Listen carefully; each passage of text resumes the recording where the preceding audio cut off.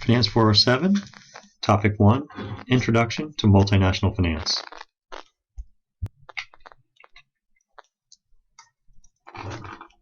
These are the types of problems we're going to answer in this class. So in a few weeks, or maybe a month or two, we'll be able to answer questions like these.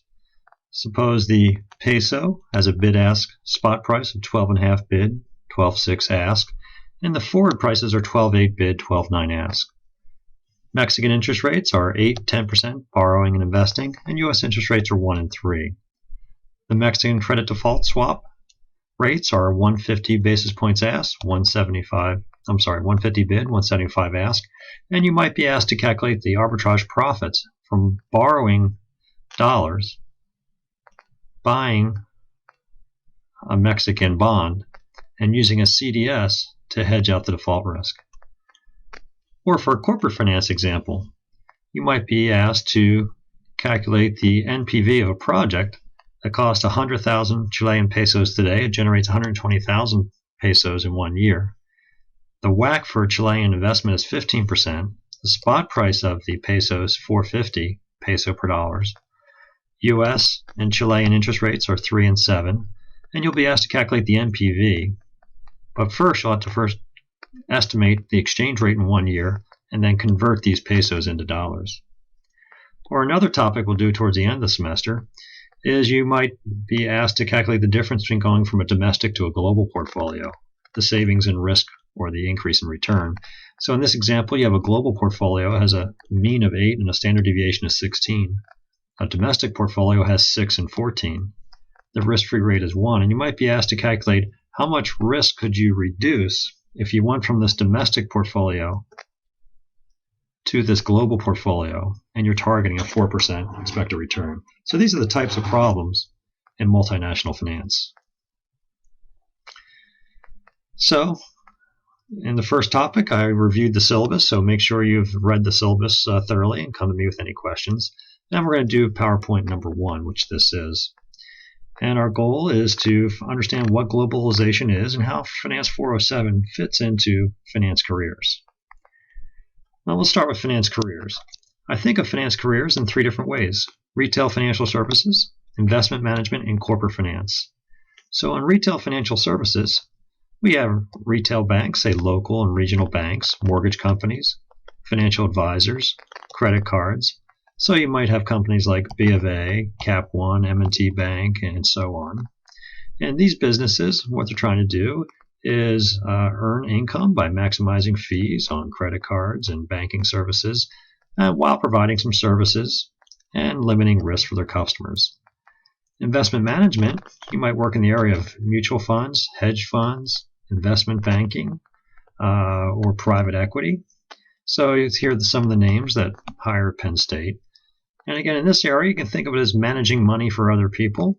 So your idea is how you make money in this business is maximize the amount of funds under management and also earn fees while providing investors with an adequate risk-return trade-off. Now, corporate finance, that's across all industries, and some of the big names that recruit here. And what corporate finance people do is they help select investments. So they might help, say, IBM select whether they want to build a plant in India or China or somewhere else. They'll help finance that project. So they might find it's more advantageous to finance the project using yen-denominated debt and hedging the exchange rate risk using forwards and swaps. And then they'll manage the project. So we're going to focus on the foreign exchange risk of a project and reporting requirements for internationals. So back to the 3 careers: financial services, investment management, corporate finance. Again, think of financial services as, say, banks or people that might help you manage your money, personal finance.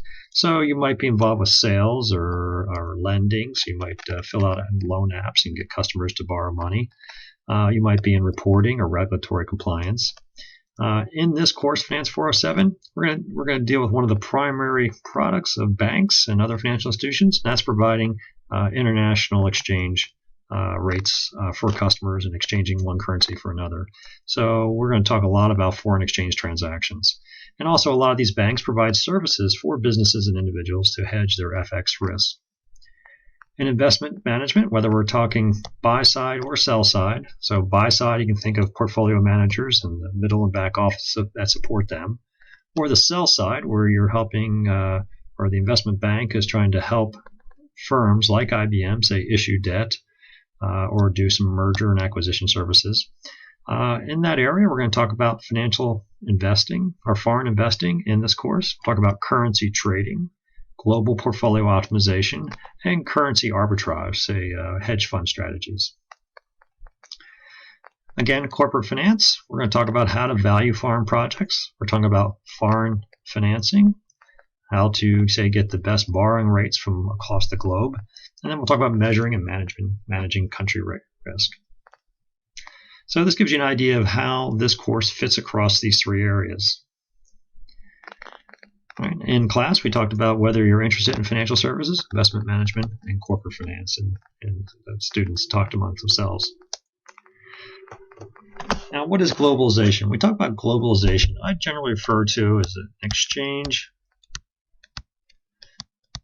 of goods, which is kind of the normal thing, but also, say, culture, communications,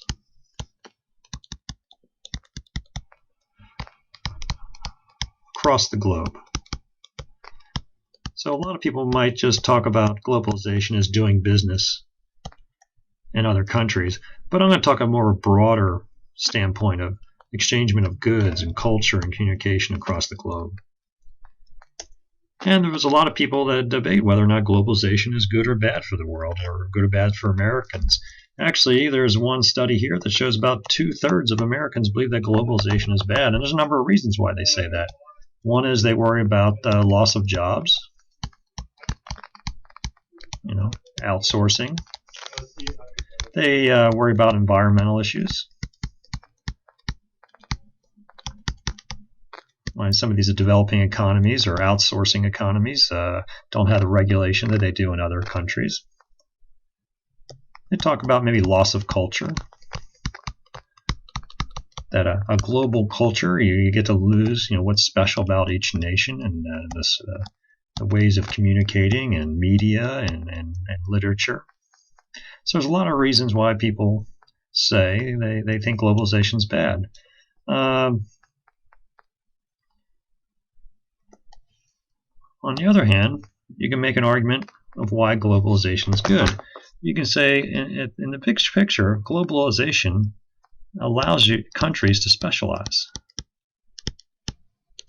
and trade. So if country X is good at producing one good and country Y is producing another good, they can both specialize and trade, and they all get wealthier.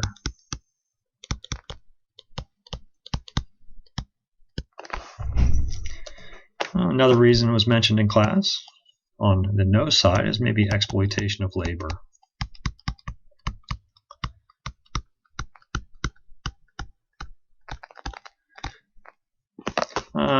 Let's say another one on the yes side is maybe we all get cheaper products. I mentioned I've read that an iPhone, if it was produced in the US, would cost well over $1,000. But since we're able to produce much of it, or at least assemble it in China, we all get to spend, pay less than, say, $400 for it. When we talk about globalization, it's a matter of degrees. So you can have a completely domestic industry, like, say, cutting hair in State College. That would be a completely domestic industry. But you could have, say, a little bit more globalization, that maybe the person that cuts hair has a 401k or a savings account, and what they do is maybe buy a foreign stock or a foreign bond, or have a fund that has foreign stocks or foreign bonds. Or you might have a bank that just lends to foreign customers. That's a financial transaction that is global. You could have exporting, so you produce a product in State College and you export it to, say, Germany, or you, say, import some raw materials from Africa or South America to produce it. You could have licensing agreements, so maybe you've developed a product in Pennsylvania, but then you have a licensing franchising agreement with a French firm to sell your good and produce your good overseas. You could have outsourced production, so you may have the entire good produced in China or India, and then have it brought back to the States where you sell it. However, when most people talk about globalization, what they're generally talking about is foreign direct investment. So this is a long-term investment that involves active management. So it's not just having an order to produce goods in China. It is opening up an entire subsidiary in China and actively managing the environment. Why do firms go global? Well, it's pretty simple. Usually you just want to sell your products to more people. It's better to sell to billions of people than hundreds of millions of people, the U.S. population. You want to minimize costs. So you look around the globe and see where the cheapest resources and labor exist. Or sometimes there's a financial advantage, either due to tax reasons or other regulatory reasons. There's a financial advantage of doing things overseas. Here's an example of Nutella. If you know Nutella, they make this kind of a peanut butter type spread that has chocolate in it or like a nut in it, hazelnut. And this organization is a truly global organization. They use palm oil in Malaysia, hazelnuts from Turkey, cocoa from Nigeria, sugar from Brazil, and sugar and vanilla from France. They then produce it in factories in Argentina and Brazil, Australia, Russia, Eastern Europe, Western Europe, Canada, and then distribute it to the whole world. So this is a truly global enterprise. And these are the types of enterprises we're going to talk about managing, how you deal with exchange rates and currencies and reporting and general country risk of operating in all these different locations. This gives you an idea of what globalization can do in 20 or 30 years. This is a picture of Shanghai from 1987 and 2013. As far as trends of globalization, it was steadily growing for the last 40 years or so, and then right in the end of the 80s, it just skyrockets. Up till 2000, we have a tech bubble burst, so it goes back down, and then it's been going back up. So let's talk about why globalization has expanded in this decade from, say, 1989 to 2000. And those reasons include, one is just the tech bubble.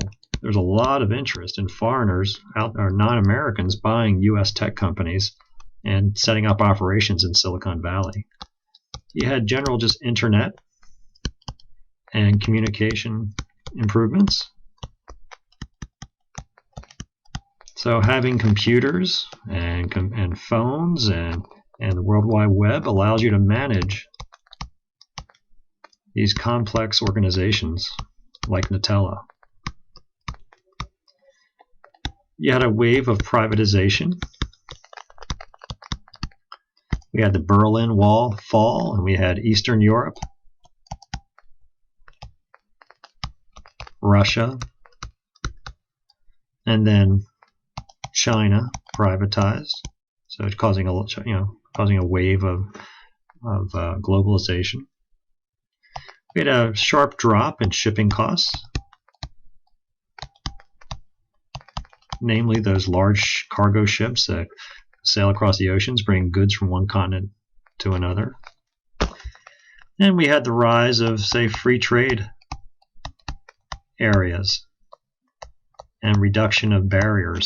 So you can think of, say, the EU as a large area of increased international trade, and, say, the North American Free Trade Agreement or the Central American Free Trade Agreement. So these are all examples of countries trying to reduce the barriers to trade. So in this little topic, we talked about what globalization is, why you might be pro or anti-globalization, and talked about how different careers in finance might fit into this class of multinational finance.